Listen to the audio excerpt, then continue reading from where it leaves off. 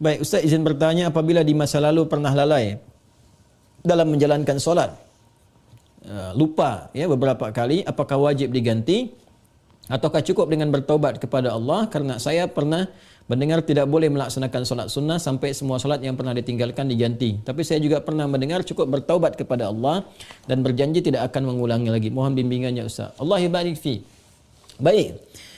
Seorang yang pernah bermaksiat, apapun itu jenisnya, baik maksiatnya terkait dengan Allah, bermaksiat kepada Allah secara langsung, ya, contoh diminta untuk beribadah, solat itu kan bagian pokok kepatuhan kita, bukti keimanan kita kepada Allah. Quran surah ke-20 Taha ayat ke-14, ya, solat itu bagian pokok pembuktian iman kita kepada Allah. Innani anallahu la ilaha illa ana fa'budni wa aqimis salata lidzikri. Aku adalah Allah, tak ada Tuhan yang layak dipertuhankan disembah selain aku, kata Allah, maka sembah aku. Ya, bagaimana menyembahmu ya Allah? Wa aqimis salat, tunaikan salat. Ya, untuk mengingat aku, kata Allah. Quran surah ke-20 Taha ayat yang ke-14. Ada orang tak salat. Ya, tapi dia mengaku beriman. Atau dia menunda-nunda salat. Ya, atau salat semahunya. Ada orang puasa Daud, dia salat Daud. Puasa Daud tu dia puasa Senin, Selasa dia rehat. Ya, Rabu dia puasa, Kamis dia rehat. Tu puasa Daud. Ada ni orang solat Daud.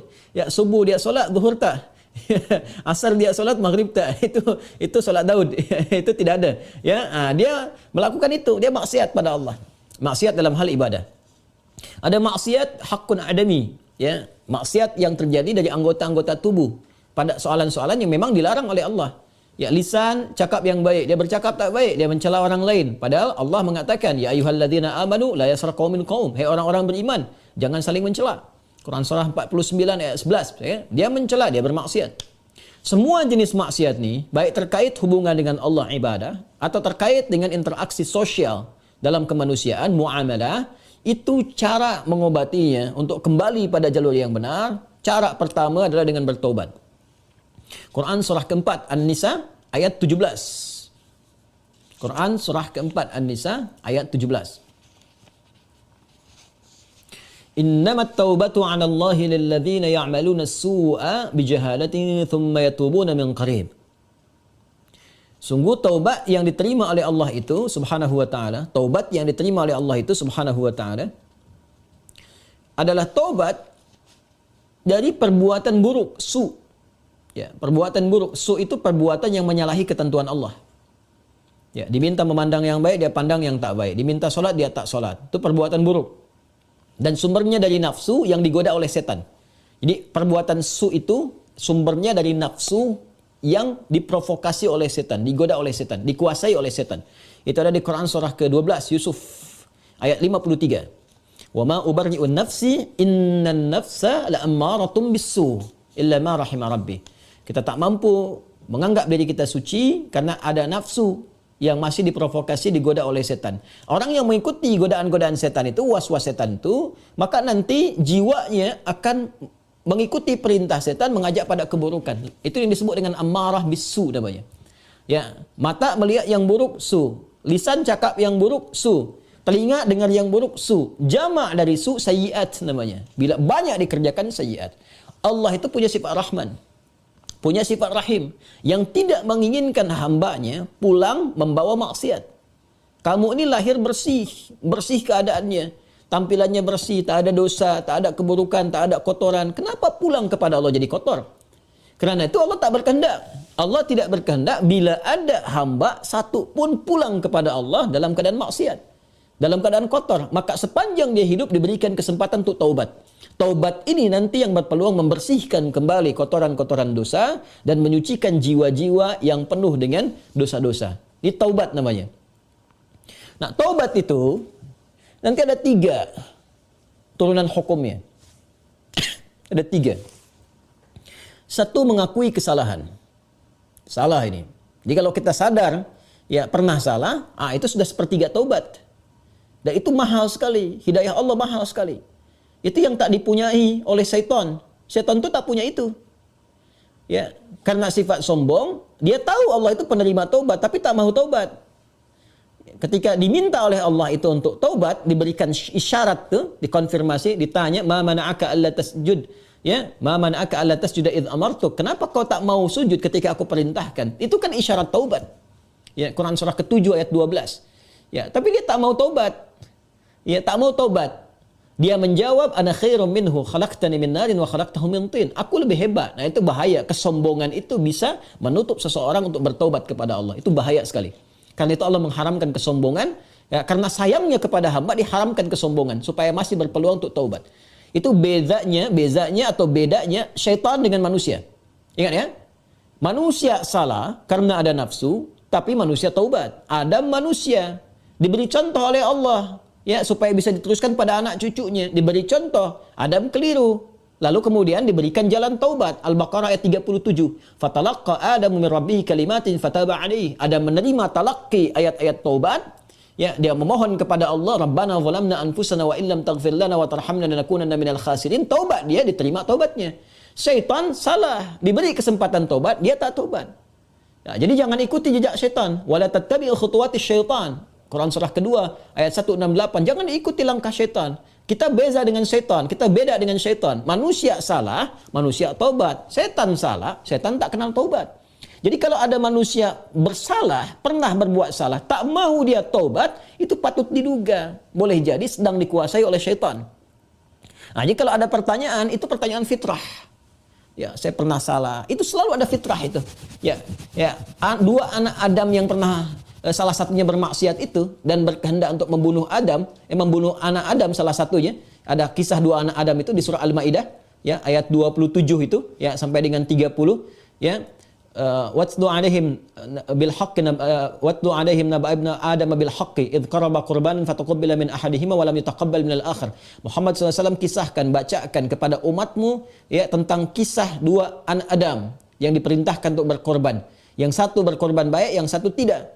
Ya, maka yang satu diterima, yang satu tidak. Maka yang kecewa ini dia merasa cemburu, ingin membunuh. Nah, ketika akan membunuh ini fatawa'at nafsu lahu nafsuhu. Fatawa'at tawa' itu artinya naik turun. Ya, jadi enggak ya, lakukan tidak ya. Nah, itu di fitrah kita itu selalu ada bagian fitrah yang mencegah berbuat maksiat. Ada yang sifatnya mencegah dari awal, ada yang sifatnya menyesali. Ya, menyesali itu sambil mencela. Kenapa tadi saya harus marah nih sama anak nih? Kenapa tadi saya harus mencela dia? Kenapa tadi harus saya cemberut? Kenapa tadi saya harus berkata yang kasar? Padahal saya bisa berkata yang lembut. Nah, itu ada penyesalan yang kedua sambil mencela diri. Nah, bagian yang kedua ini setelah tak mampu mencegah, dia menyesali, disebut lawam namanya. Sifatnya lawamah. Ya, makanya ada yang dikenal dengan nafsul lawamah. Diri, jiwa yang mencela. Kenapa melakukan itu? Nanti puncaknya terjadi di akhirat, saat kembali, saat hari kiamat. Ya, banyak orang menyesal, kenapa dulu tak begini? Kenapa dulu harus begitu? Nah, itu ada di surah Al-Qiyamah, surah ke-75, ayat yang kedua. La uqsimu biyaumil qiyamah, wa la uqsimu bin nafsil lawamah. Ya, aku bersumpah, kata Allah, ya, ada di jiwa-jiwa itu sebetulnya yang menyesali perbuatan buruk itu kenapa terjadi. Nah, taubat itu karena harus membuktikan kesungguhan untuk berubah, itu harus menyentuh kepada jiwa yang terdalam tadi. Karena itu harus ada unsur pengakuan, yang kedua unsur penyesalan.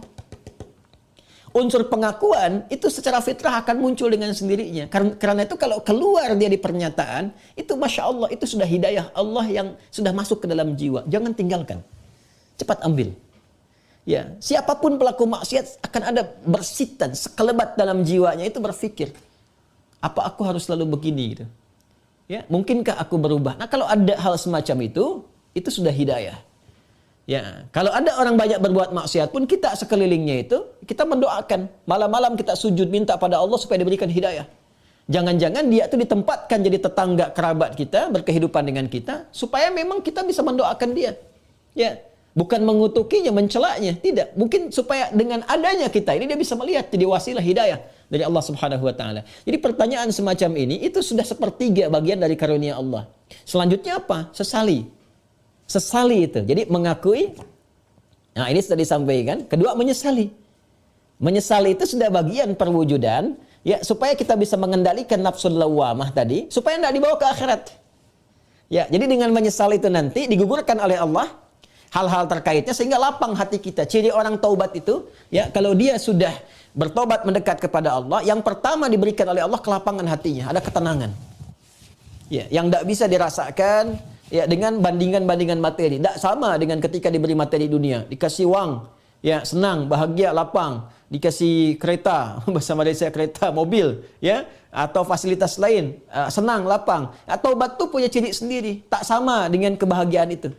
Ya, dia ada menghunjam ke kedalaman hati itu, ada ketenangan, ya, ada kelapangan. Jadi begitu kita sujud, ya kan? Kemudian kita minta ampun, mengakui, menyesali, air mata keluar, getaran itu yang menggerakkan jiwa. Nah, itu sudah menyentuh kepada hati. Ya. Jadi ulama dahulu mengajarkan taubat itu sampai hatinya tersentuh. Ya, bukan taubat yang di lisan saja, saya taubat ya Allah, taubat ya Allah. Ya, taubat itu mesti mampu melapangkan hati, jiwanya mesti tersentuh. Keadaan hati yang lapang, yang tersentuh sehingga menjadikan cawan hatinya terbuka, siap menerima perubahan, itu disebut nasuha namanya. Nasuha. Ya, karena itu pernah dengar nasihat. Saya mau minta nasihat dari Ustaz. Nasihat. Nasihat itu dari kata nasoha. Sesuatu yang melapangkan. Karena kalau kita dengar nasihat, hati kita lebih lapang. Anda punya masalah, konsultasi. Diberikan jawaban, hati lapang. Itu nasihat namanya. Ya, seakar dengan kata nasoha. Nasoha yansohu. Sifat keadaannya disebut nasuha. Karena itu kita mendengar ada ungkapan, istilah bahkan diambil dari ayat-ayat yang sampai kepada kita, taubat nasuha. Ya kan? Taubat apa? Nasuha, taubat yang mampu melapangkan hati. Caranya bagaimana? Mengakui, menyesali. Penyesalan itu harus langsung bisa menyentuh kepada jiwa. Ya. Karena itu ada ulama mengajarkan istighfar sekian kali supaya jiwanya tersentuh, bangun di malam hari, ya kan? Yang ketiga, di bagian terakhir, membuktikan perubahan dari hasil taubat itu. Membuktikan perubahan dari hasil taubat itu dengan beramal soleh. Dengan beramal soleh. Jadi kalau saya bisa ilustrasikan seperti ini. Bismillah. Ini salah. Perbuatannya disebut dengan su. Ya, dengan segala turunannya. Mata salah, telinga salah, lisan salah sampai ke kaki, itu perbuatan su. Jamaknya sayyiat. Ya, tadi Quran surah ke-4 An-Nisa ayat 17 yang menggunakan su, 18-nya sayyiat. Ayat 17, innamat taubatu 'ala Allahi lil ladzina ya'maluna su'a bijahalatin. Ayat 18-nya, wa laysatit taubatu lil ladzina ya'maluna sayyiat. Ya, dan seterusnya ayat. Ini yang jelek, saya silang. Lawan dari ini namanya salih. Jamaknya salihat. Wal 'asr innal insana lafi khusr illa alladhina amanu wa 'amilus salihat. Ya, man amana wa 'amila amalan salihah. Ini tunggal, ini bentuk jamaknya. Taubat adalah jembatan yang mengalihkan perbuatan buruk ini kepada amal saleh ke sini. Tadi diawali dengan mengakui, ya Allah salah nih. Nah, biasanya Allah bantu dengan hidayah, ada pengakuan itu. Ya, ada pengakuan dalam diri kita, mengakui kita berdosa, mengakui kita keliru, kan? Diberi jalan oleh Allah, diberikan sentuhan. Nah, ini anugerah yang pertama nih. Karena itu kalau ada diberikan ini, tadi saya katakan itu sepertiga dari anugerah. Sambut dengan penyesalan, menyesali. Menyesal ini tak hanya mengatakan, kita katakan saya menyesal ya Allah, tak. Sampai merasakan di hati itu kelapangan. Itu yang disebut nasuha. Taubat nasuha, taubat yang melapangkan kepada jiwa, kepada hati. Ya, sampai merasa tenang, enak, kan? Mampu membezakan antara ini keliru, ini benar, kan? Kita menyesal, air mata keluar. Makanya Nabi pernah menyampaikan dalam kondisi seseorang itu, Masya Allah, kan? Dia dalam keadaan sunyi, sendiri, lalu menetes air matanya karena merasa berdosa. Ya, menyesal dia, menetes air mata dalam kesendirian karena merasakan penyesalan dari dosa. Seketika Allah turunkan ampunan untuknya. Ya, itu banyak riwayat-riwayat yang sahih. Yang ketiga, membuktikan keberhasilan dari taubat ini dengan merubah ini yang yang sayyiat jadi salih, salihat. Mengganti perbuatan buruk yang salah itu dengan amal yang saleh. Apa kaitan dengan pertanyaan tadi dari saudari kita yang dari Australia tadi? Ya, kaitannya adalah ini bentuknya seperti apa? Apakah harus sama dengan jenis kesalahan yang dilakukan atau berbeda? Yang penting amal soleh saja. Karena ayat-ayat Quran yang mengiringi ini sifatnya memberikan kata umum. Ya, faman taba wa aslaha. Siapa yang tobat wa aslaha. Kemudian dia memperbaiki diri. Aslaha itu kan berubah menjadi soleh. Aslaha yuslihu. Aslaha. Itu banyak ayat di Al-Quran tuh. Man taba wa aslaha. Taba wa aslaha. Dia tobat lalu dia buktikan ingin berubah jadi soleh.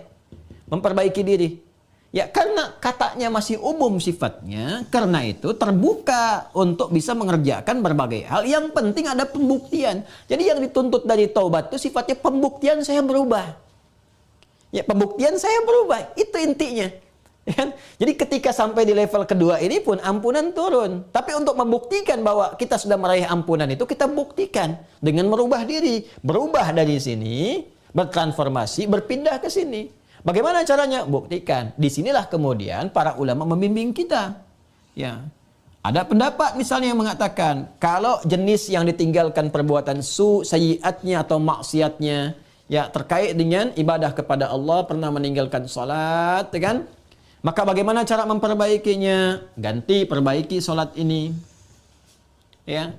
Dari yang pernah kemudian ditinggalkan, maka ada yang berpendapat dengan qada salat ketika ingat dikiaskan. Ya, maka di waktu-waktu tertentu, ya saat yang bersamaan, misal setelah salat zuhur ditunaikan, zuhur selesai ditunaikan, ya maka yang lain ada salat sunnah, dia mencoba untuk mengganti dahulu yang terdahulu, yang pernah dia rasakan tertinggal, dia niatkan untuk mengganti. Ya, ini di mazhab Syafi'i sangat populer. Ya, maka dia salat kemudian untuk dia niatkan mengganti yang terdahulu. Begitu masuk kemudian waktu maghrib, ba'da maghrib orang sholat sunnah, dia mencoba mengganti yang terdahulu lagi. Ini satu pendapat di antara sekian ragam.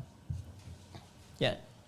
Ada kedua yang berpendapat, tak dibatasi dengan sholat ini saja. Ketika dia tobat, diterima tobatnya, diampuni. Kalau sudah ampun, turun, ampunan Allah turun, diampuni, ya gugur yang kemarin itu, selesai. Tinggal dia buktikan memperbaiki. Bagaimana cara memperbaikinya? Ya, sesuai dengan keadaan dia yang baru. Kalau dia sudah kerjakan sholat zuhur, ya sudah, selesai sholatnya. Mengganti yang dulu-dulu, perbanyak amalan yang lainnya dengan sholat sunnah. Dia kejar qobliyah zuhurnya, dia kejar ba'diyah zuhurnya, untuk membuktikan kepada Allah bahwa dia telah sungguh-sungguh berubah. Ya, ini hanya ragam saja bagaimana kita kemudian bisa memilih di antara ini, dan semua punya jalurnya yang dapat dipertanggungjawabkan secara syariat. Ya, jadi dipersilahkan, Anda nyamannya mau yang mana yang dikerjakan, tapi hanya ingin menunjukkan ini ada perubahan dalam diri kita. Jadi boleh Anda perbanyak amalan-amalan sunnah, ya ada yang berpendapat, ambil karena umum sifatnya, tidak ada spesifik menekankan kepada Anda. Ya harus mengganti yang terdahulu misalnya dengan kerjakan yang fardu lagi, nggak ada yang spesifik begitu. Karena itu tafsirannya luas. Ya kaidah berkata sepanjang umum tidak ada takhsis, maka jangan ditakhsis. Jangan dikhususkan pada amalan tertentu. Jadi ambil yang paling ringan. Ya kalau misalnya Anda ingin coba ganti dengan mengganti menggunakan yang sunnah, silahkan, babnya luas. Perbanyak ibadah sunnahnya, bangun malam tahajud, buktikan dalam kebaikan dan seterusnya. Dan semoga dengan itu Allah Subhanahu wa taala ya memberikan ampunan kepada kita sampai kita kembali kepada Allah dalam kebaikan. Ini babnya. Jadi prinsipnya sebetulnya bukan persoalan apakah ganti menggunakan fardunya lagi atau cukupkan dengan yang sunnah saja. Bukan itu persoalannya. Persoalannya sejatinya adalah bagaimana kita membuktikan kepada Allah kita berubah. Dan babnya luas. Ya. Jadi kalau Anda kemudian ingin memperbanyak yang sunnah, silahkan. Perbanyak sunnahnya, tunjukkan berubah. Sedangkan yang kemarin sudah kita mohonkan kepada Allah, minta diampuni, terampuni. Ya Allah berikan kepada kita diampuni dan seterusnya. Ya, jadi kalau Anda ingin pilih kemudian untuk mengulang kembali dikiaskan sholat di saat ingatnya.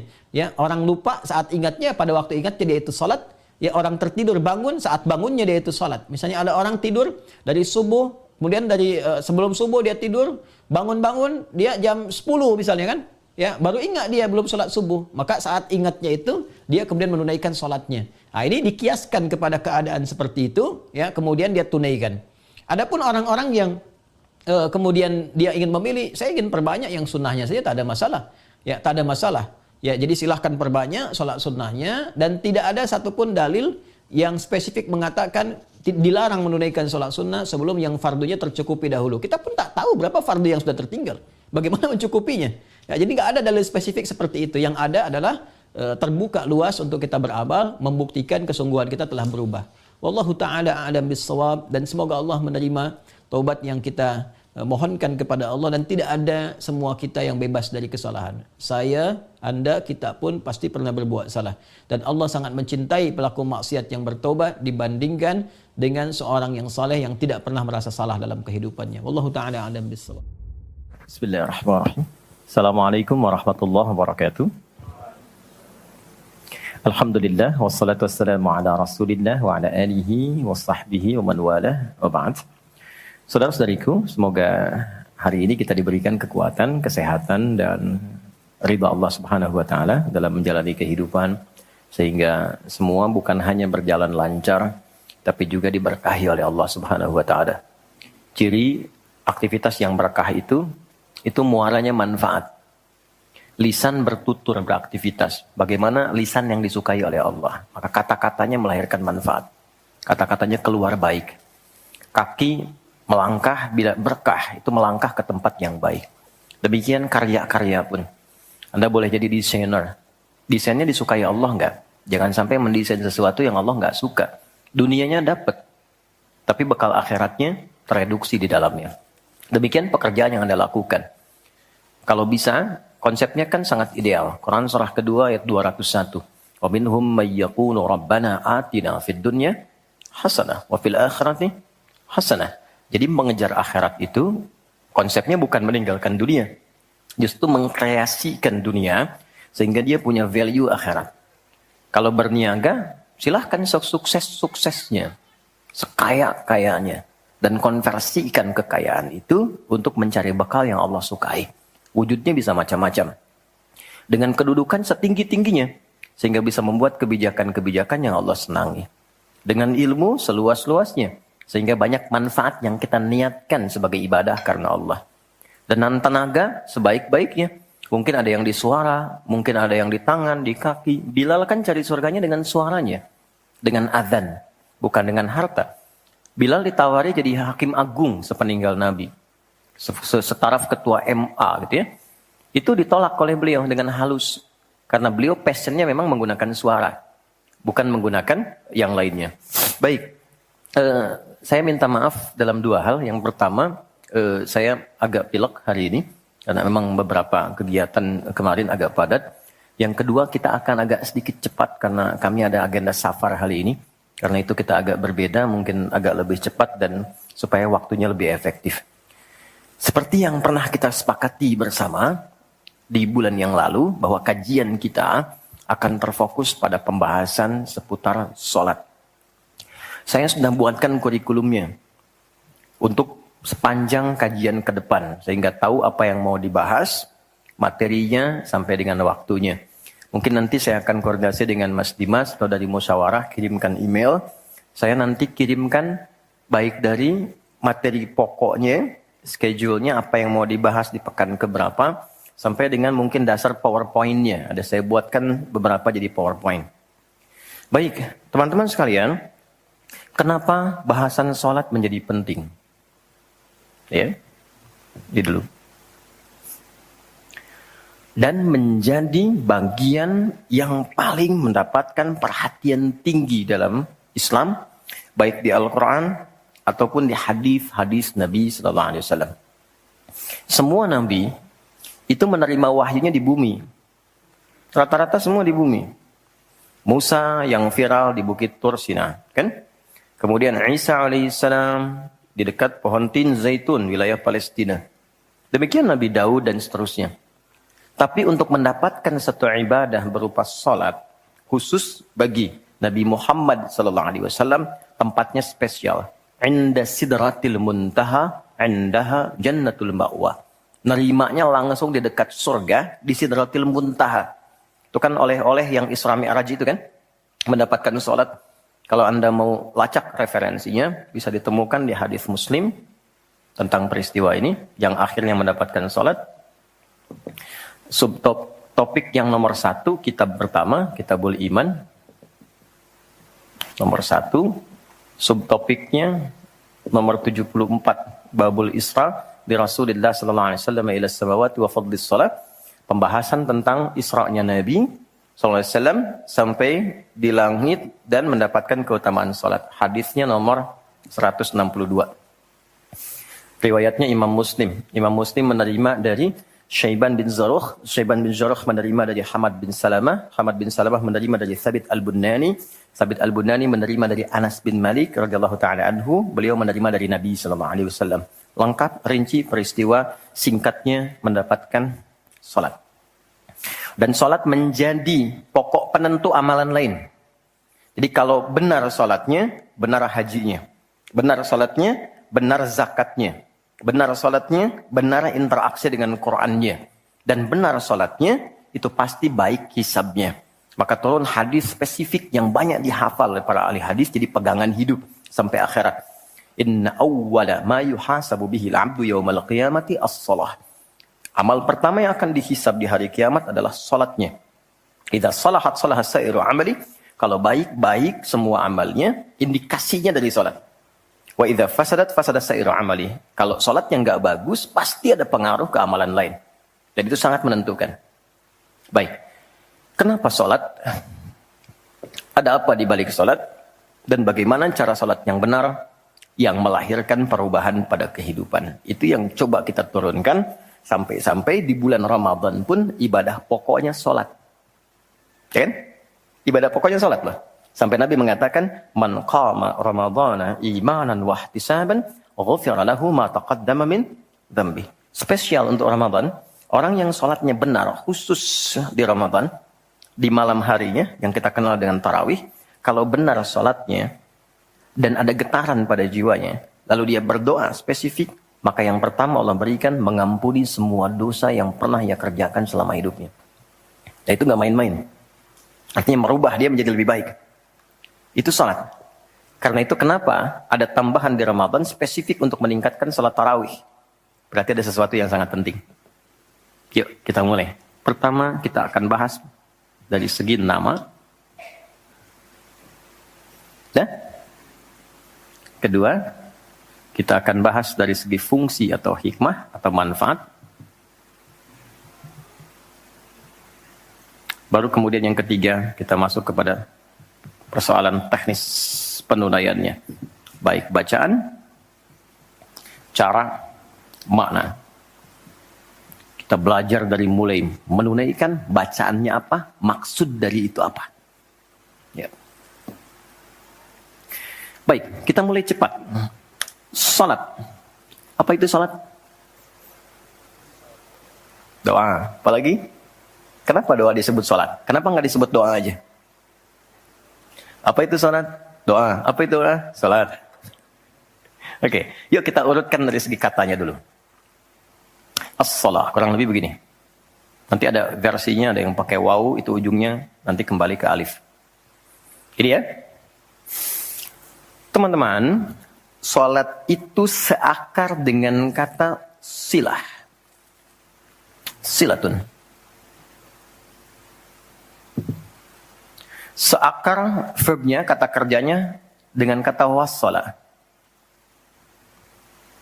Wusul. Silah dalam bahasa Arab artinya sesuatu yang terhubung kuat. Sehingga dengan erat dan kuatnya ini sulit dilepaskan. Pernah dengar silaturahmi? Ya kan? Kenapa disebut dengan silaturahmi? Karena ada hubungan perhatian kasih yang dalam, sehingga dimanapun dia masih tersambung untuk memperhatikan.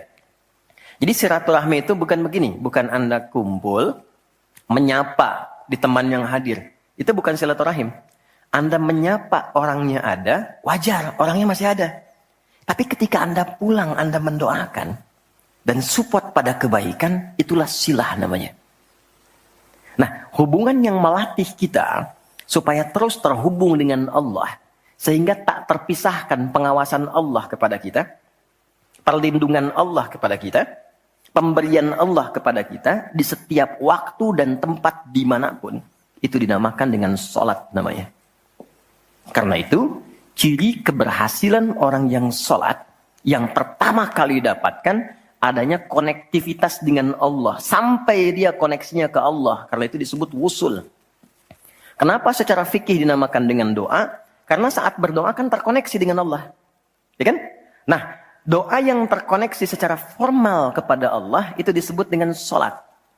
Quran surah keempat, dalilnya An-Nisa ayat 103. Quran surah 4 ayat 103. Paling kanan agak sedikit ke atas tuh di mushaf standar.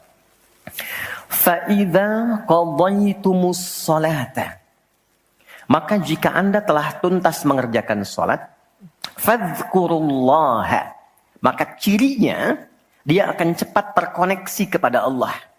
Itu pengertian hikmahnya. Kalau pengertian fikihnya, habis sholat cepat zikir. Zikir itu artinya terkoneksi, nyambung. Kenapa setelah sholat ada zikir lagi yang menyambungkan? Karena ada orang yang sejak saat sholat belum nyambung dengan Allah. Itulah sebabnya nanti kita akan belajar. Masih merasakan nggak? Pernah nggak begini? Sebelum sholat mau fokus nih. Tapi begitu takbir, Allahu Akbar. Yang akbar di lisan Allah. Tapi yang akbar di pikiran, project. Ya, status belum diupdate. Nyimpan sendal di mana? Jemuran belum diangkat. Ya kan? Ya, pernah nggak suasana itu hadir? Nah kan? Nanti kita akan belajar. Nah, kalau akumulasi semua ingatan itu mengganggu khusyuk kita sehingga kadar khusyuknya kecil dan belum terkoneksi dengan Allah setelah sholat, maka coba zikir sampai nyambung. Idealnya ketika sholat selesai, itu punya konektivitas dengan Allah nyambung. Ingat Allah. Qiyaman. Baru dia berdiri jalan sudah ingat Allah. Makanya kalau ada orang keluar dari masjid dan dia nyambung dengan Allah, itu mustahil tertukar sendal. Oke? Karena saat dia pakai, dia merasa diawasi Allah. Ya Allah salah, bukan punya saya. Yang saya yang itu rupanya dia pakai, padahal dia ke masjid nggak pakai sendal. Ini memang ada yang salah dengan sholatnya. Oke? Balik ke sini. Maka kalau dia berjalan jalannya baik, kalau dia duduk bekerjanya baik, gak mungkin maksiat, gak mungkin menyentuh yang salah karena saat dia menyentuh dia merasa dilihat Allah. Itu yang disebut dengan ihsan namanya.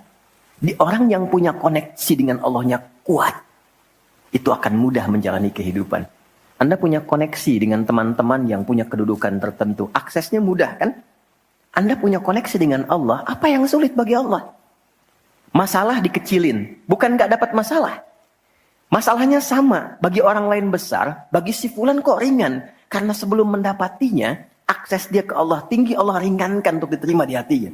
Dilapangkan hatinya sebelum menerima persoalannya. Jadi ketika menerima persoalan, dia tinggal senyum aja, selesai. Macet, yang lain gelisah. Alhamdulillah macet.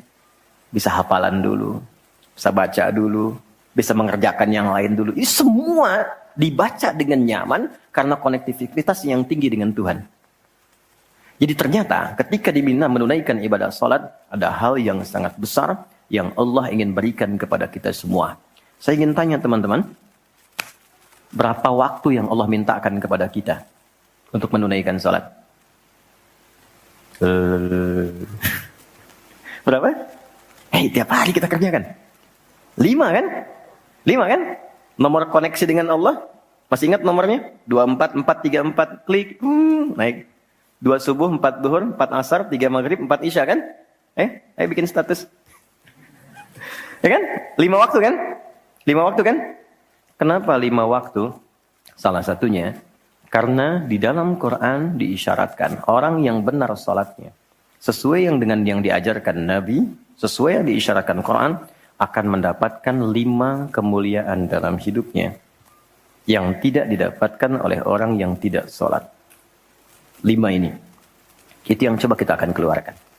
Itulah sebabnya kenapa sholat sangat ditekankan, kenapa sholat diwajibkan. Karena Allah mewajibkan kita mendapatkan semua kebahagiaan dan kesuksesan yang kita ingin raih dalam kehidupan. 5 ini. Yuk kita mulai. 1. Izinkan saya memulai dari sini supaya kita punya motivasi untuk menunaikan sholat. Jadi kalau nggak tahu yang 5 ini, cara pandangnya kepada sholat jadi beban. Baru aja zuhur, dasar lagi. Baru maghrib, udah isya lagi. Ya kan? Nah, ayo isya. Tadi kan udah mau maghrib. Kan?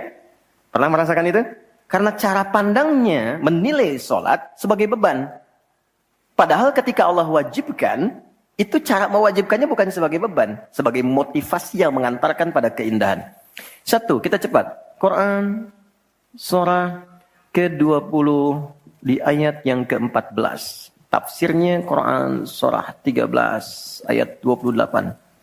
Satu paket. Kita pakai Quran hadis aja ya, biar nggak bisa didebat. Oke, Quran surah ke-20 ayat 14. Innani anallahu la ilaha illa ana fa'budni wa aqimis salata li dzikri. Sayalah Allah, kata Allah. La ilaha illa ana. Gak ada Tuhan yang layak dipertuhankan kecuali saya. Ini kalau kita belajar ngaji tentang tauhid, ya, belajar mengaji tentang dasar keyakinan, akidah. Ini ayat yang paling real, yang paling mudah dipahami, yang paling kuat pengakuannya. Saya coba mengumpulkan koleksi beberapa kitab-kitab yang disucikan. Saya kumpulkan. Nggak ada satupun kecuali di Quran yang tegas mengatakan, Tuhannya langsung mengatakan, tidak mewakili perwakilan. Sayalah Allah, satu-satunya yang dipertuhankan, sembah saya. Coba di Quran. Kita simpan ini dalam bab tauhid, sekarang kita teruskan. Bagaimana cara menyembahmu ya Allah? Fa'budni wa aqimis sholata lidzikri. Tunaikan sholat. Ya, sebagai pembuktian penyembahan kepadaku. Lidzikri, untuk mengoneksikan dirimu denganku. Satu, sholat adalah pembuktian sebagai hamba, pembuktian iman. Pelan-pelan. Yang pertama, teman-teman sekalian, ketika Allah menerangkan fungsi sholat yang pertama untuk membangun konektivitas yang kuat dengan Allah, itu ternyata dasarnya bukan materi, bukan kedudukan, tapi penghambaan. Supaya engkau membuktikan diri engkau itu hambaku, sembahku, lewat sholat. Jadi kalau ada orang yang mengatakan, Tuhanmu siapa? Allah, tapi dia nggak mau sholat, itu kata Nabi, belum sempurna kebertuhanannya kepada Allah. Ya, al-farqu bainal mu'min wal kafir, tarku sholat, kata Nabi. Perbedaan orang yang mengaku beriman dengan yang belum beriman, dilihat dari sholatnya. Jadi kalau dia sudah menunaikan sholat, itu pembuktian keimanannya kepada Allah. Kebertuhanannya. Jadi kalau ada orang mengaku muslim, dia belum menunaikan sholat, maka dipertanyakan keimanannya. Karena itulah kemudian, kata sholat disebut juga di Al-Quran dengan kata iman. Buka Quran surah kedua, ayat 143. Lihat di pertengahan. Wa ma kana Allahu liyudhi'a imanakum. Jika ada hamba siapapun menunaikan salat, aku enggak akan sia-siakan salat yang dilakukan dengan imannya itu. Maksudnya apa? Akan dibalas, diberikan perhatian sesuai dengan kadar salatnya. Disebut dengan iman. Dan yang paling dahsyat, ketika seseorang salat menghamba, kan gerakannya ruku, sujud, menghamba kan? Maka naik statusnya dari sekedar manusia biasa menjadi abdun. Teman-teman, ini rahasia besarnya. Perintahnya, fa'budni, yang kita baca, iyyaka na'budu, asal katanya dari kata abada, orangnya abdun, jamannya ibad. Dan tidak pernah disebutkan dalam Quran kata abdun, kecuali untuk mengangkat derajat hamba di hadapan Allah. Contoh. Nabi Muhammad ketika peristiwa Isra dan Mi'raj dipanggilnya dengan nama apa? Quran surah 17 ayat 1. Subhanalladzi asra bi'abdihi. Tidak disebut nabi, tidak disebut rasul, tapi abdun.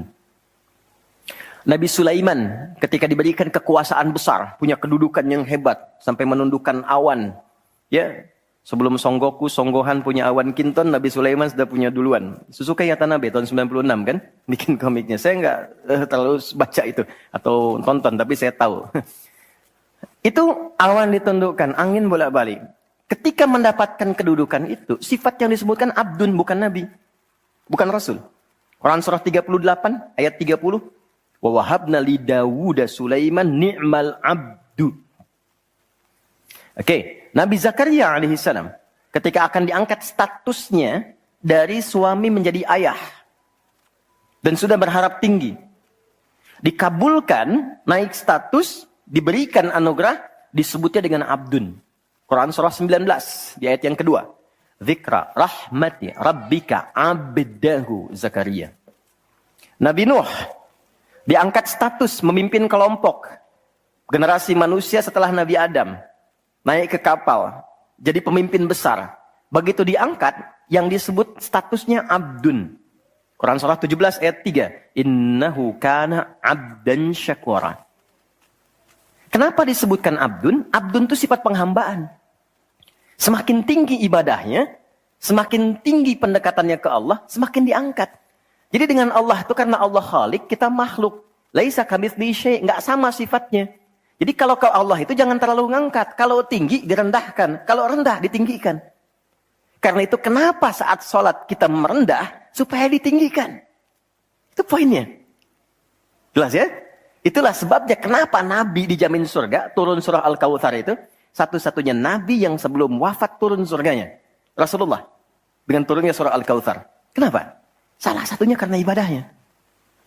Coba lihat kesaksian Sayyidah Aisyah itu di Al-Bukhari nomor hadis 1147. Kedatangan tabi'in namanya Abu Salamah bin Abdurrahman, tanya bagaimana sholat malamnya Nabi. Kata Sayyidah Aisyah, jangan ditanya panjang dan khusyuknya. Panjang dan bagusnya. Beliau memang sholatnya 4 rakaat di awal. Tapi jangan tanya panjang dan bagusnya.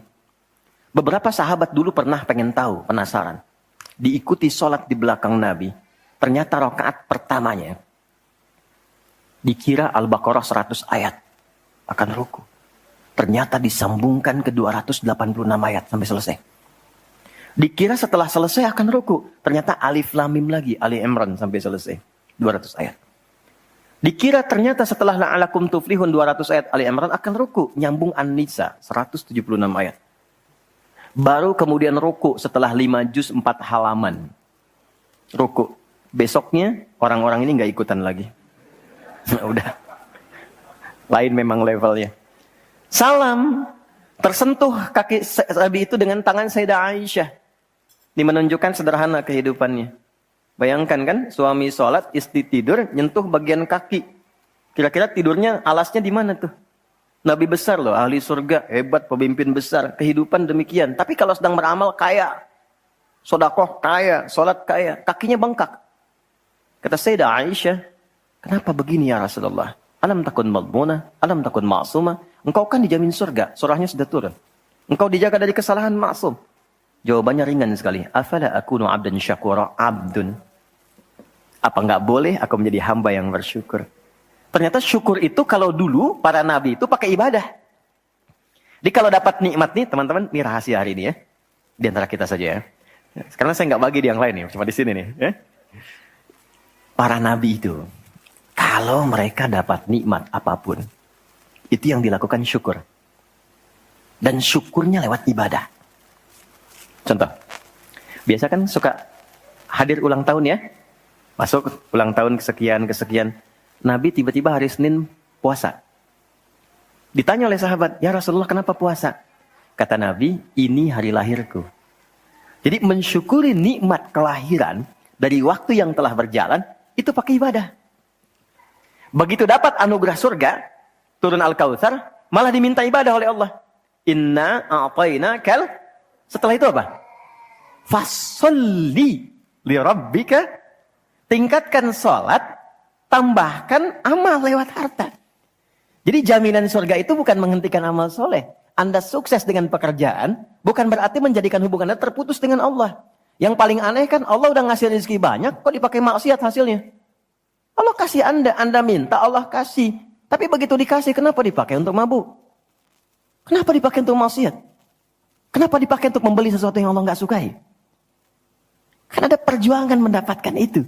Makanya dibalik caranya, ketika Anda menghamba, menunduk, Allah mengangkat. Tapi kalau Anda mengangkat, Allah turunkan serendah-rendahnya. Ini rumus pertama. Jadi ternyata ketika kita diminta menghamba dalam sholat, itu adalah jembatan pertama bagi Allah untuk mengangkat kita dengan derajat tertinggi.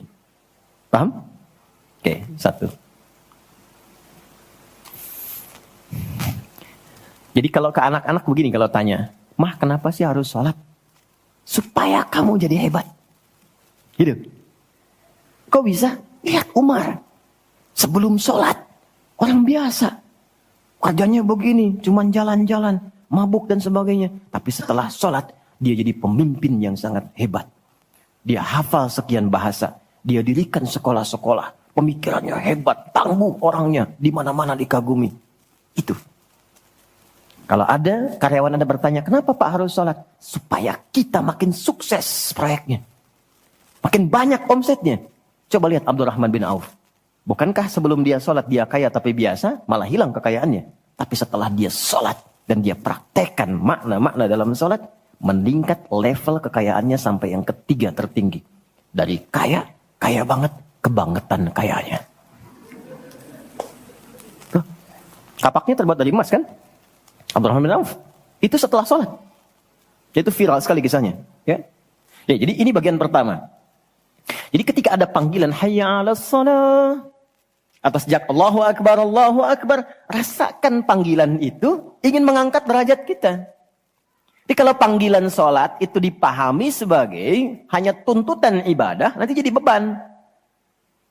Allahu Akbar, masih ngantuk ya Allah. Tapi ketika Anda sudah merencanakan, kan malamnya kita bikin kurikulum, kan kegiatan kita tuh nyambung. Malamnya istighfar, menyiapkan kurikulum untuk besok. Istighfar itu mengoreksi yang belum bagus apa hari sebelumnya. Katanya pengen ke surga, surganya Firdaus, tapi sholatnya masih bolong-bolong. Baca Quran belum maksimal, sedekah belum ada. Kita koreksi besok rencanakan. Saya pengen sholat di tempat ini. Besoknya saya akan misalnya mengerjakan ini, capaiannya ini. Bikin kurikulum A sampai Z. Begitu kita bangun tidur, dipanggil. Allahu Akbar.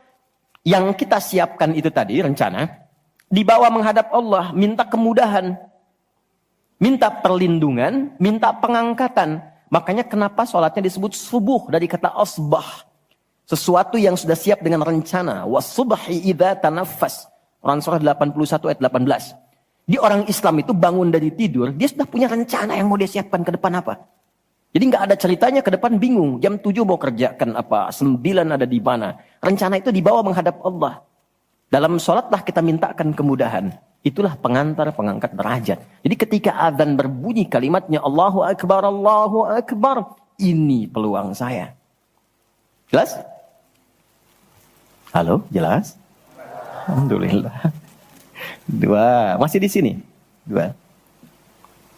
Wa aqimis salata lidzikri, tunaikan salat untuk mengingatku. Apa manfaat zikir? Apa manfaat zikir? Kembali ke Quran surah 13 ayat 28. Ala bidzikrillahi tatmainnul qulub. Yakin, ala itu harful ikhbar wa taukid. Huruf yang berfungsi menginformasikan dan menegaskan. Kata Allah, yakinkan pada jiwamu.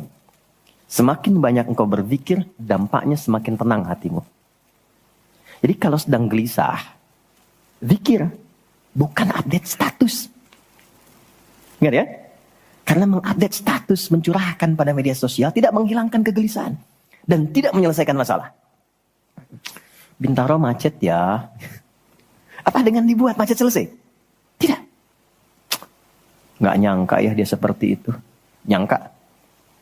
Ketika ada orang mengatakan nggak nyangka, sedang nyangka dia tuh. Dan tidak selesai masalahnya.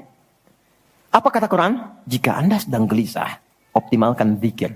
Apa itu zikir? Semua jenis kegiatan yang menyambungkan kita dengan Allah. Misal, doa. Doa itu di Quran disebut zikir.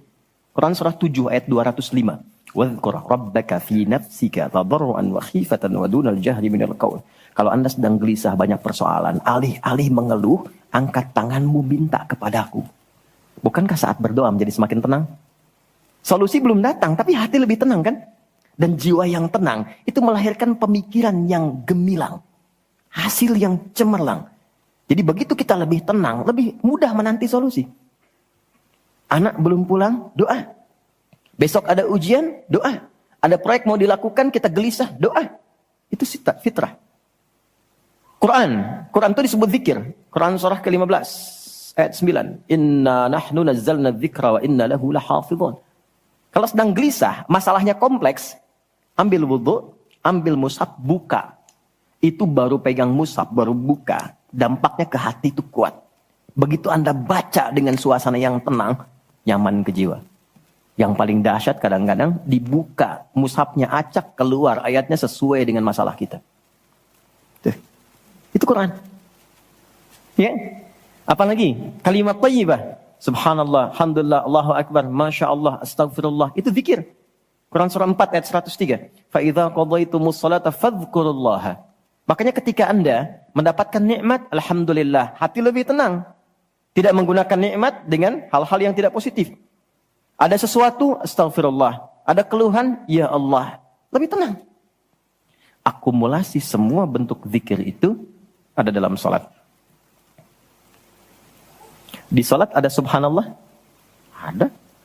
Ya. Di salat ada alhamdulillah? Ada. Di salat ada Allahu akbar? Dibuka dengan takbir. Di salat ada Quran? Ada. Al-Fatihah, Quran. Kita salat baca Quran. Apa lagi? Apakah di salat kita kemudian membaca kalimat thayyibah? Baca. Berdoa? Iya, isinya semua doa. Maka ketika semua jenis zikir dikumpulkan, itu berubah menjadi salat. Dan kalau satu zikir saja membuat tenang, apalagi salat. Makanya salat itu jangankan ibadahnya, tempatnya saja bikin tenang. Coba teman-teman, ikhwan ya. Anda ada masalah nih di kantor, mampir ke masjid. Itu buka pintu masjid baru masuk, udah tenang. Enak. Makanya saya sering katakan, sering share dengan beberapa kawan. Anda kalau sedang kerja, coba pulangnya jangan langsung ke rumah. Mampir ke masjid dulu. Yang terdekat ya dengan rumah. Yang terdekat. Mampir ke masjid, sholat 2 rakaat. Di situ sampaikan, ya Allah, aku telah berikhtiar seperti apa yang telah Engkau perintahkan. Dan aku bertawakal akan rezeki yang telah Engkau tetapkan. Itu begitu Anda selesai berdoa pulang, yang dibawa ke rumah aura masjid bukan aura kantor. Dan istri anak-anak di rumah mendapatkan ketenangan yang sempurna. Jadi nerima antum itu nerima dalam keadaan yang penuh dengan ketenangan. Jadi ketika menyambut anak, ayah, papa, papi, buya, antumnya tuh udah enak nerimanya. Coba kalau nggak percaya, rasakan itu. Ke masjid itu beda. Dibanding rumah sendiri, rumah Allah lebih tenang kan? Itu baru tempatnya. Dan puncaknya Ka'bah. Yang menjadi kiblat. Itu ada di Quran, surah kedua, ayat 125. Wa idh ja'alnal baita mathabatan linnasi wa amna. Dan pelajari, pahami, renungi. Ketika aku tetapkan dengan keagunganku, Ka'bah pusat ibadah yang menenangkan. Sebanyak apapun Anda punya kesulitan, depan Ka'bah itu ngalir air mata, tenang aja. Gitu. Pancarannya masjid. Ya. Masya Allah ya. Nah, amalannya sholat. Jadi ambil suasana itu, bawa ke dalam diri kita untuk menghasilkan apa yang kita harapkan. Yang kedua, di intinya kalau sedang tidak tenang, gelisah, ada persoalan, atau bahkan ya, untuk menentukan satu urusan. Kalau Anda bingung, merasa ada saingan yang tidak sehat, merasa ada orang-orang yang mungkin mengganggu, lakukan sholat sebelum berangkat. Tahu Imam Al-Bukhari ya? Beliau menulis Sahih Al-Bukhari kan? Itu sebelum menulis setiap satu hadis, sholat 2 rakaat. Kalau tenang, baru dituliskan. Tidak tenang, beliau sholat kembali. Ditulis di Masjidil Haram, diselesaikan di Masjid Nabawi. Itulah sholat. Makanya semua nabi yang pernah bertugas di bumi, itu sholat. Dan kita yang paling sempurna caranya. Nabi Isa, Yesus, sholat. Quran surah 19 ayat 31 sampai 33-nya. Wa ausani bis shalah. Allah mewasiatkan padaku untuk salat. Nabi Zakaria salat. Quran surah ketiga ayat 39. Fanadatul malaikatu wa huwa qa'imun yusalli fil mihrab. Salat. Nabi Ismail, kakek Nabi ke-29, bahkan meminta keluarganya disiplin salat. Quran surah 19 Maryam ayat 55. Wa kana ya'muru ahlahu bis shalah. Jadi kalau kita urutkan dari awal sampai ke Nabi Muhammad SAW, atau kita tarik mundur dari Nabi Muhammad ke Nabi Adam alaihissalam, tidak ada satupun Nabi yang bertugas di bumi kecuali mereka salat. Muhammad SAW bin Abdullah bin Abdul Muttalib bin Hashim bin Abdul Manaf bin Qusay bin Murrah bin Kilab bin Ka'ab bin Ghalib bin Fihir bin Malik bin Nadar bin Kinana bin Khuzaimah bin Mudrika bin Ilyas bin Nizar bin Mudar bin Ma'ad bin Adnan bin Adi bin Adri bin Muqawwam bin Nahur bin Ya'rub bin Yasjub bin Ismail alaihissalam bin Nabit bin Ismail alaihissalam bin Ibrahim alaihissalam bin Adhar atau bin Nahur bin Abir bin Kinan bin Arfakhshad bin Sam bin Nuh alaihissalam bin Mihlail bin Matushala bin Kinan bin Anwas bin Tith bin Adam alaihissalam. Semua tersambung. Saya ulangi. Semua salat. Oke? 3. Quran surah 29 ayat 45. Salat bila dikerjakan dengan benar akan merubah pelakunya menjadi lebih baik. Secara singkatnya, salat mendidik kita menjadi pribadi yang baik. Nah, sumber keburukan itu yang menjadi lawan dari baik itu ada 2. Jadi kalau ada orang yang tidak baik, anak yang kurang baik, ayah yang kurang baik, ibu yang kurang baik, itu artinya ada satu dari 2 ini yang melekat pada dirinya. Satu disebut dengan fahsya.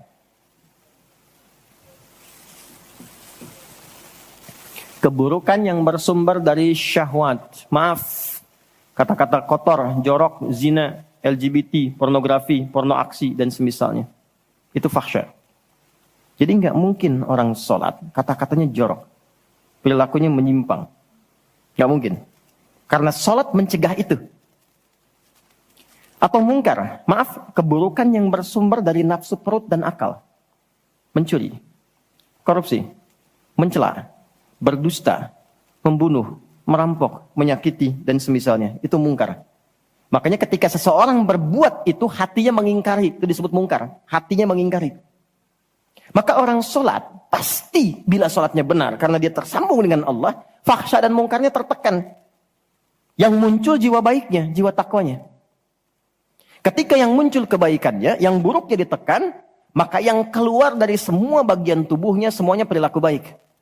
Itulah sebabnya ketika Allah berfirman tentang hal ini, disampaikan di Quran surah 29 ayat 45. Inna sholata tanha anil fahsya wal munkar. Mengujinya gampang. Kita uji dengan sejarah pendekatannya. Semua masyarakat di era Nabi, itu kan sebelum masuk Islam, perilakunya itu sangat menyimpang. Tidak kenal kebaikan. Tak kenal kebaikan itu jahlun namanya. Orangnya jahil. Kalau disatukan jadi jahiliyah. Gak kenal kebaikan. Ya, maaf, yang mencuri banyak. Zina, khatam. Ya, perilaku menyimpang banyak. Disebutnya jahiliyah. Tapi ketika datang risalah Islam, yang diajarkan pertama sholat. Sholat merubah mereka dari jahiliyah menjadi khairu ummah. Kalau ada yang paling jujur, itu. Yang paling dermawan, itu. Yang paling baik, itu. Paling disiplin, itu. Kok bisa sholat ditunaikan bisa merubah seseorang jadi lebih baik? Ada sesuatu dalam sholatnya. Itu yang nanti kita akan pelajari. Itulah sebabnya kenapa anak-anak dari kecil usia 7 tahun khususnya yang diajarkan sholat. Masih ingat hadisnya? Ya, saat anak berusia 7 tahun ajarkan sholat. 10 tahun dia masih malas, beri pelajaran yang membuat dia mengerti. Bukan berarti harus memukul ya. Kalau di Arab adatnya begitu, itu biasa. Doroba itu memberi pelajaran maksudnya. Kurangi uang jajannya, berikan pelajaran yang baik kepada dia supaya mengerti kenapa mesti sholat. Kenapa dari usia 7 tahun? Supaya anak itu tumbuh jadi baik. Itu maksudnya. Cuma anak sekarang advance. Gen Z yang sekarang itu sebelum sholatnya sempurna, TK sudah manasik ya. Enggak apa-apa sih, cuma ini maksimal dulu yang kedua ya. Oke, 4, saya cepat karena waktu kita terbatas. 4. Salat bila dikabulkan, bila dilakukan dengan benar. Saya ulangi, salat bila dilakukan dengan benar. Sesuai isyarat petunjuk Al-Quran dan contoh yang disampaikan Nabi, maka bisa mempercepat terkabulnya doa. Oke? Mempercepat terkabulnya doa. Itulah kenapa secara bahasa salat disebut doa. Kalau benar mengoneksikan diri kita dengan Allah sang pengabul doa, koneksinya cepat, sinyalnya kuat, itu nggak ada sekat, menggoncang aras, langsung dikabulkan. Dan nggak ada jeda. Oke, Quran langsung, surah ketiga, ayat 38 sampai 39. Surah 3 Ali Imran, ayat 38 sampai 39. Kita belajar dari kisahnya Nabi Zakaria alaihi salam. Contoh kecil sekali. Secara singkat sudah berumah tangga, sudah sekian lama, rambut sudah memutih, fisiknya sudah letih, itu dilukiskan di surah Maryam nanti, ayat 1-9 kita dapati. Istri divonis secara medis, nggak mungkin punya keturunan. Secara medis loh, sudah menopause dan maaf, mandul. Secara medis nggak mungkin, secara klinis nggak mungkin. Tapi ini yang paling hebat. Jika manusia, catat ini baik-baik ya, jika manusia sudah menyimpulkan gak bisa, itu tanda langsung dari Allah supaya menengadahkan permohonan langsung kepada Allah tanpa campur tangan makhluk. Karena Allah ingin mengabulkan apa yang Anda minta secara langsung, bukan lewat campur tangan makhluk. Baca itu. Dan pahami untuk tidak putus ikhtiar. Jadi kalau rahmat Allah itu jangan dibawa dengan putus asa. La taqnatu min rahmatillah. Jangan pernah putus asa. Jangan ada bahasa begini, ya nggak mungkin, ya nggak bisa. Jangan diambil. Begitu orang mengatakan nggak mungkin, itu tanda dari Allah. Allah ingin memberikan langsung tanpa campur tangan manusia. Maka apa yang dilakukan Nabi Zakaria? Beliau kemudian sholat di mihrabnya Maryam. Ini saya sedikit bahas tentang mihrab, sedikit saja. Quran surah 3 dulu, di ayat 37. Di paling kiri sebelah bawah, pojok di mushaf standar. Secara singkat saja, mihrab itu satu tempat yang fungsinya mempercepat terkabulnya doa dan mendatangkan rezeki dari sisi yang tidak diduga. Awas, kita bicara keimanan ya. Dan di situ dipertaruhkan. Mihrab ini tidak harus lebar dan luas. Sehamparan sejadah nggak ada masalah. Yang penting kita gunakan untuk ibadah saja. Di luar ibadah keluar. Itulah kenapa tempat imam disebut mihrab. Kenapa? Karena imam mewakili makmum untuk memohon kepada Allah dalam sholat berdoa. Makanya kualifikasi imam mesti khusus, bukan imam biasa. Baik. Kemudian, tidak harus di masjid, di rumah boleh dibikin. Maryam pernah dibuatkan mihrab. Saat beliau mengkhususkan diri ibadah, di situ apa yang terjadi? Fataqabbalaha rabbuha biqabulin hasanin wa ambataha nabatan hasanan wa kaffalaha Zakaria. Kullama dakhala 'alayha Zakaria al-mihrab wajada 'indaha rizqa. Qala ya Maryam anna laki hadha? Qalat huwa min 'indillah. Innallaha yarzuqu man yasha' bighairi hisab. Ini poinnya. Setiap Nabi Zakaria mengantarkan kebutuhan Maryam, pakaiannya, makanannya, kebutuhannya, itu sudah ada. Dan ingat, status Nabi Zakaria itu Nabi loh. Beliau tahu itu pasti dari Allah. Tapi ingin dikonfirmasi apakah pendidikan beliau selama ini sudah meresap pada jiwanya atau belum. Ditanya, Maryam dari mana semua ini? Maka beliau jawab, Maryam jawab, huwa min indillah. Paman, ini semua dari Allah. Baik ya? Allah memberikan apapun yang ia kehendaki tanpa batas pada siapa yang diingini. Maka ini dibaca oleh Nabi Zakaria. Mayyasha itu. Jadi kalau ada di Quran diksi mayyasha, jangan simpulkan ini untuk dia saja. Maksudnya, jadi seperti dia, maka Allah akan berikan seperti Allah berikan kepada dia. Maka Nabi Zakaria kemudian sholat di mihrabnya Maryam itu. Minta sesuatu yang selama ini kata orang terbatas. Apa yang dilakukan? Sholat.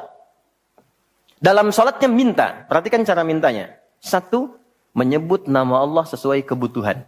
Jadi Allah bentangkan semua nama terkait semua kebutuhan kita. Anda butuh rizki, sebut ya Razak. Anda butuh ilmu, sebut ya Alim. Ya kan? Anda butuh ketahanan mental diri, sebut ya Sabar. Itu 99 tersebar.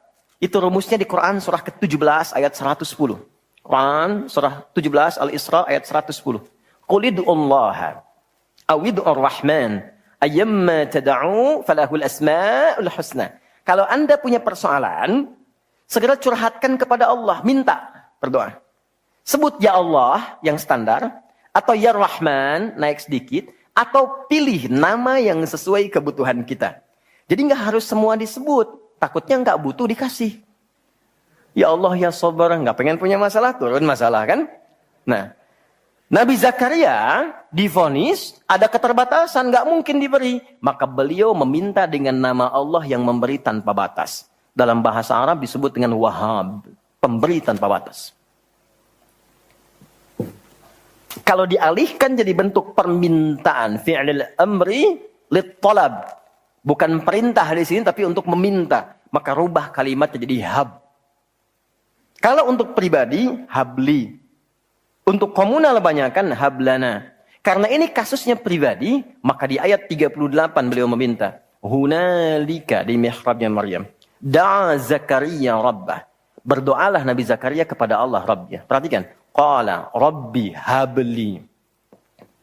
Min ladunka dzurriyyatan thayyibah. Innaka sami'ud du'a. Ini fikih doa yang penting dipelajari. Ya Allah. Ini kalau terjemah bebasnya begini.